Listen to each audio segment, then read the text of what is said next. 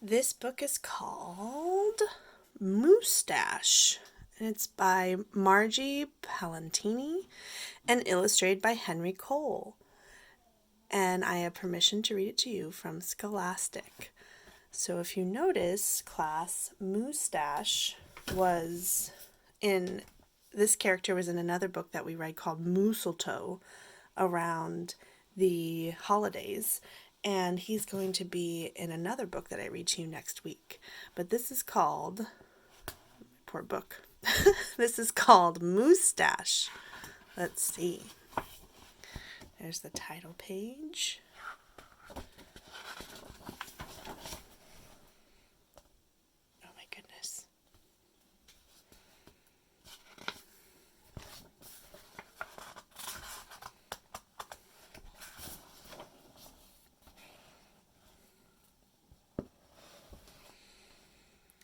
Moose had a problem. A horrible, hairy, prickly problem. It grew right below his nostrils and just above his upper lip. A moosetache.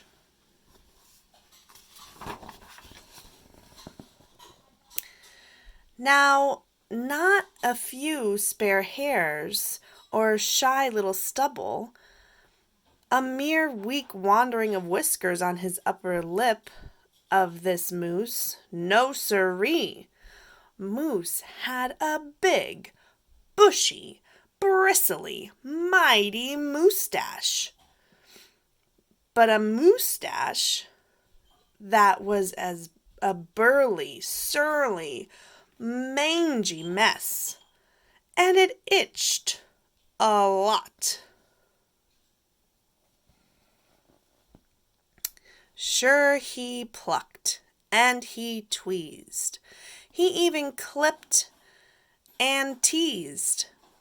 But his combs were still cowards, and his brushes rebelled.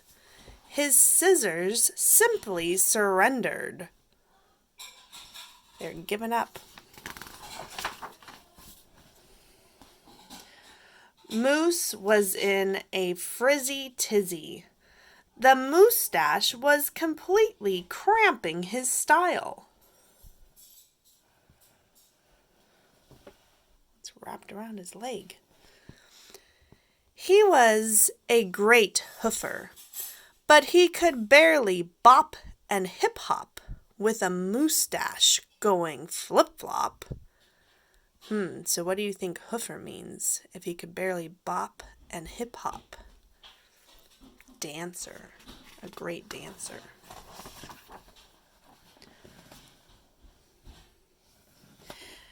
After days and days of much serious thought, Moose got an idea. He crossed some hair here, he crossed some hair there, and he tied his moosetache around his neck. A moose scarf seemed to be the ideal answer to his problem. It was so simple, so easy, so perfectly perfect.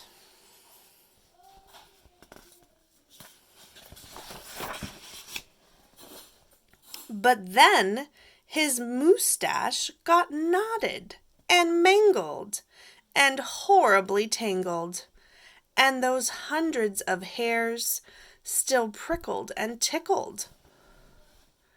Worse, Moose could barely take a breath with all that moosetache wrapped around his neck. Poor Moose.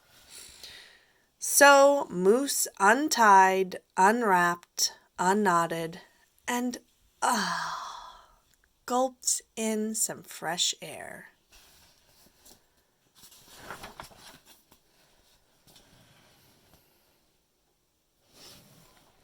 He got another idea. He parted some hair this way, he parted some hair that way, and he heaped all that moosetache on top of his head.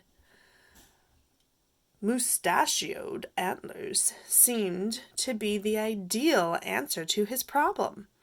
It was so simple, so easy, so perfectly perfect. until a squadron of squirrels and one very nosy gopher moved right into the Moose Hotel. They huddled and hoarded, furrowed in, burrowed out. It's even roasting a nut on top of his head with a barbecue. And he has a welcome mat. Needless to say, it became quite crowded up there on Moose's head, and heavy, and messy.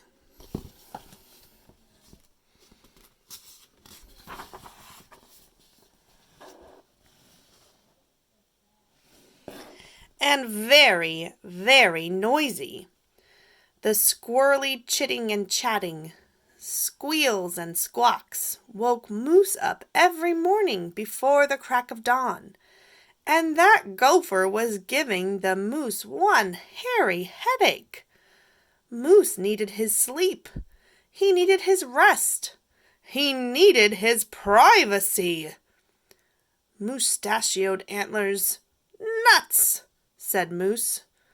So he unparted and unpiled, untwisted, untwined, and said adios to the hairy horns.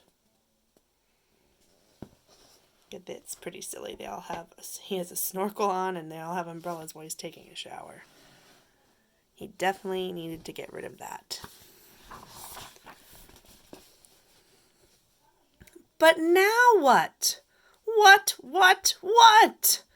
The miserable moose took hold of his hunk of hair and he rustled it. Then he roped it. He tethered, tied, tamed. Aha! A moose tail! Now that was so simple. That was so easy. That was not so perfectly perfect. Talk about a dizzy do! Moose didn't know if he was coming or going. Backward, forward, this way, that? He didn't know which end was which. Moose had to bail on the tail.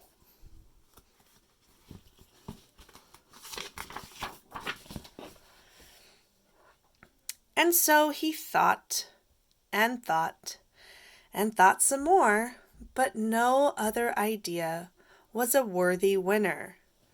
Braids were a bother. A Moosetache sweater?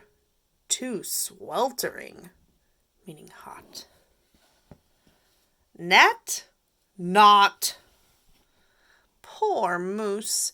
His problem was truly terrible, unbearable, just downright sad. He felt so alone. He didn't know what else to do.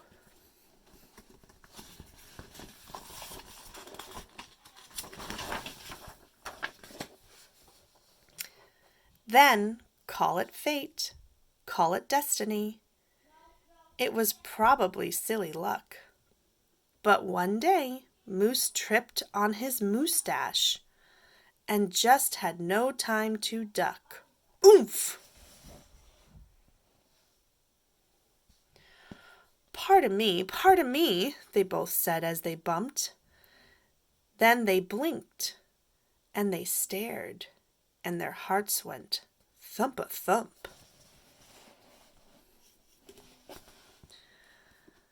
She was a moose with a bouffant so bodacious, outrageous. Well, it was just plain old big. Her hair after hair piled higher than high, a skyscraping dew of glorious curls, a tower of swirling twist and twirls. She was simply splendid, stupendous, absolutely superb.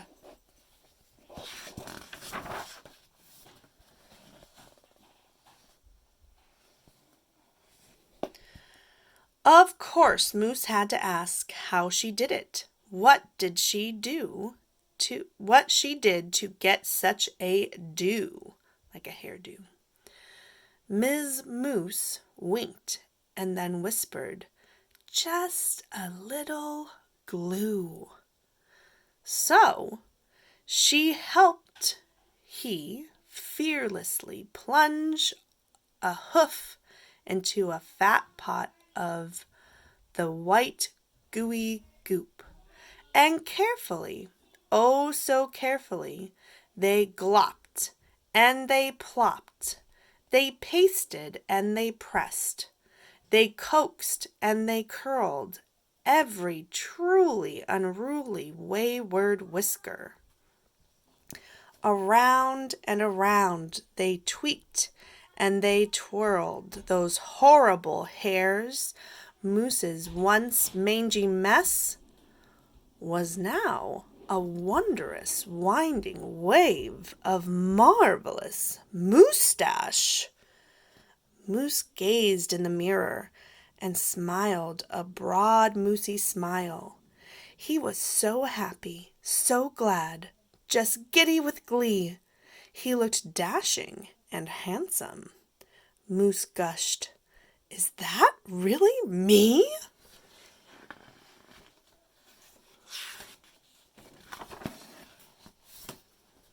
Ooh. With not a care for one hair, the moose pair boogied and bopped. They skied downhill, even uphill. And their cooking was hot, hot, hot.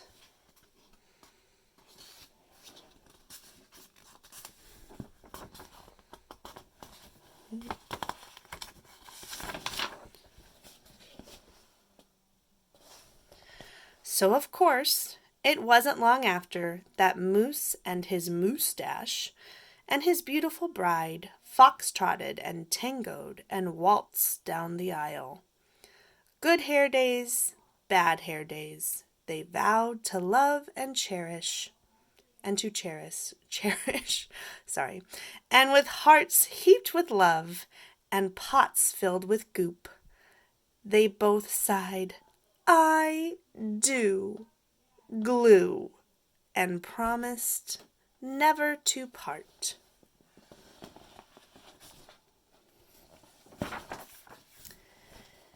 It was so simple, so easy, so perfectly perfect. And it stuck. The end.